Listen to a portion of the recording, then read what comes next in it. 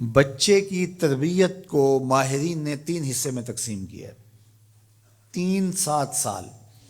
پہلے 7 سال بچے کو گود میں اٹھا کے رکھو، دوسرے 7 سال بچے کو غلام بنا کے رکھو، اور تیسرے 7 سال بچے کو دوست بنا کے رکھو۔ پہلے 7 سال بچے کو گود میں اٹھانے کا مطلب یہ ہے کہ وہ تم سے سیکھے، اور ہم تو 3 سال کے بچے کو بھی، آج 2.5 سال کے بچے کو بھی اسکول بھیج دیتے ہیں، مائیں فارغ البال ہونا چاہتی ہیں، لیکن ایسا نہیں ہے۔ یہ ہماری فکری لغزش ہے کہ بچے کو اتنی جلدی اسکول بھیج دیا، اور جب ماں سے سیکھنا تھا تو وہ وقت ضائع کر دیا۔ آج بھی جاپان میں 7-8 سال کا بچہ اسکول جاتا ہے، اور آج بھی کچھ اور ممالک کے اندر بھی انہوں نے یہ طے کر دیا ہے کہ 7 سال سے پہلے بچہ اسکول نہ جائے، تو وہ گھر میں بیٹھ کے سیکھتا ہے۔ یہ اس کی تربیت کا مرحلہ ہے، اس کا یہ مرحلہ یہاں مکمل ہونا چاہیے۔ اس کے بعد جب وہ جائے گا تو اس کے قواعد مضبوط ہو چکیں گے اور وہاں جا کے سیکھے گا۔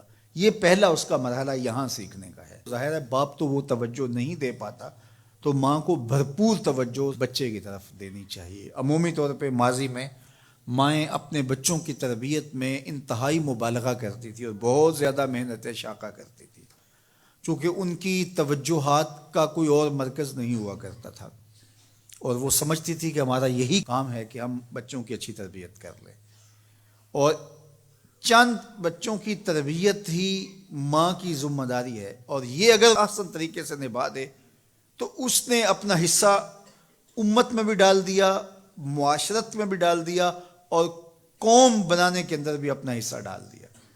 لیکن اگر وہ اپنا یہ فریضہ انجام نہیں دیتی، اس میں کوتاہی کر دیتی ہے، تو اس نے پھر کچھ بھی نہ کیا۔ اچھی نسل اچھی ماؤں کی گود سے پروان چڑھ کے ہی معاشرے کو نصیب ہوتی ہے، اور یہ بنیادی اکائیاں ہیں، بنیادی اینٹیں ہیں جس سے معاشرت ترتیب پاتی ہے۔ اس لیے یہ ماؤں کی ذمہ داری ہے۔ اور دوسرے 7 سال جو ہے وہ غلام بنا کے رکھو، مطلب کیا کہ ان پر احکام نافذ کرو۔ وہ از خود فیصلے نہیں کر پاتے اور اچھے نہیں کر پائیں گے، ان کے فیصلے تم کرو، ماں باپ۔ اور پھر اس کے بعد اگلے 7 سال جو ہیں وہ ان کو دوست بنا کے رکھو، چونکہ عموماً جو ہے وہ 14 سے 21 سال تک کی عمر کے بچے جو ہیں وہ دوستیوں سے، اطراف سے سیکھتے ہیں، چونکہ وہ اگرچہ تمیز نہیں رکھتے ہوتے پوری طرح، لیکن پھر بھی ان کی طبع یہ ہوتی ہے کہ وہ سمجھتے ہیں کہ ہم اطراف سے اچھا سیکھ سکتے ہیں، اور وہ بعض کا ماں باپ کو دقیانوس بھی سمجھنے لگ جاتے ہیں۔ تو اس وقت ماں باپ تھوڑی سی حکمت کے ساتھ ان کی دوستیوں پہ غور کریں کہ ان کی دوستیاں غلط لوگوں سے نہ ہوں۔ میرے اور آپ کے آقا مولا نے ارشاد فرمایا، المرء علی دین خلیلہ فلینظر احدکم من یخالل۔ ہر شخص اپنے دوست کے دین پہ ہوتا ہے، اور آپ دیکھیں کہ آپ کس سے دوستی کر رہے ہیں۔ اگر اس کا دین خراب ہوا، اعتقادات خراب ہوئے، نظریات خراب ہوئے، اس کے اعمال اور اخلاقیات خراب ہوئے، تو اس کا رنگ آپ کے اوپر چڑھ جائے گا۔ اور رومی نے اس کو اپنے انداز میں کہا، تا توانی دور شو از یار بد، یار بد بدتر بود از مار بد، کہ جہاں تک ممکن ہو برے یار کی صحبت سے بچ کے رہنا۔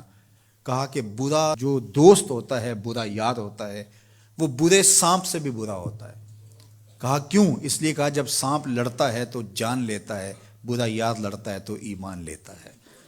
اس لیے صحبت سالے ترا سالے کنن، صحبت تالے ترا تالے کنن۔ اچھے شخص کی صحبت تجھے نیک بنا دے گی، برے شخص کی صحبت تجھے برا بنا دے گی۔ شیخ سعدی فرماتے ہیں، میں حمام میں گیا تو وہاں کسی نے مٹی رکھی تھی، تو میں نے اس کو اٹھایا تو اس سے مہک آ رہی تھی، میں مست ہونے لگا اس کی دل آویز خوشبو سے۔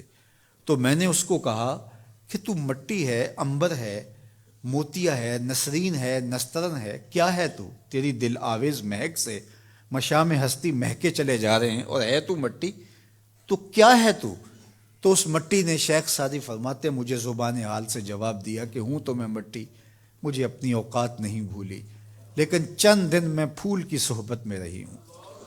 جمال ہم نشیں در من اثر کر، وگرنہ من ہما خاکم کے ہستم۔ اس نے کہا ہوں تو ذات کی مٹی ہی، لیکن میں گلاب کے پھولوں تلے تھوڑی دیر رہی ہوں تو میرے یار کا جمال میرے اندر سرایت کر گیا ہے۔ تو ذات کی مٹی ہوں لیکن صحبت میری پھول سے رہی۔ یار مٹی پھول سے صحبت پیدا کر لے تو اس سے مہک آنے لگ جاتی ہے، تو یار بندہ صالح صحبتوں کا انتخاب کر لے تو اس کی زندگی کیوں نہیں بدلتی؟ تو اپنی اولاد کو صالح لوگوں کے پاس بٹھانا سکھاؤ۔